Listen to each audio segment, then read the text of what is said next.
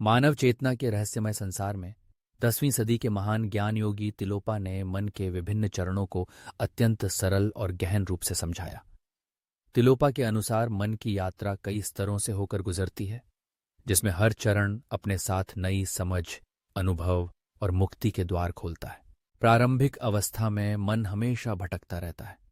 विचार कूदते फांदते हैं।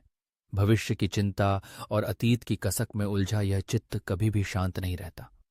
इस दौर में व्यक्ति बाहरी घटनाओं और भावनाओं के वश में रहता है, स्वयं को अपने मन का स्वामी नहीं बना पाता।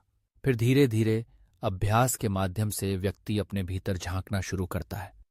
मन अब विचारों के प्रवाह को जानने लगता है और ध्यान का आरंभ होता है। ये वह क्षण है जब व्यक्ति समझने लगता है कि विचार आएंगे भी और जाएंगे भी, लेकिन वह स्वयं वे विचार नहीं है। इसी जागरूकता से मन पहले से अधिक स्थिर और सजग होता जाता है। तीसरे चरण में व्यक्ति नकारात्मक भावनाओं और आकर्षणों से ऊपर उठने लगता है।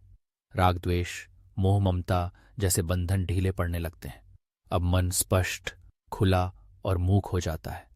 ध्यान यहाँ पर गहरा होता जाता है। चित्त एक विशाल आकाश की तरह हो जाता है, जिसमें सब कुछ आता जाता है, मगर आकाश वैसा का वैसा ही रहता है।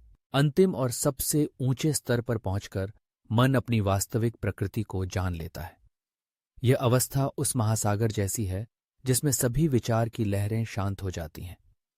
तिलोपा कहते हैं, जब मन निर्विचार, शक्ति और शांति से परिपूर्ण हो जाता है, तब आत्मा स्वतः ही पूर्ण स्वतंत्रता और परम सुख का अनुभव करती है। यही है तिलोपा के अनुसार मन के ये 4 चरण: अराजकता, सजगता, निर्मलता और मुक्ति। इनकी अनुभूति से जीवन में न सिर्फ संतुलन और शांति आती है, बल्कि व्यक्ति को स्वयं की गहराइयों का बोध भी होता है।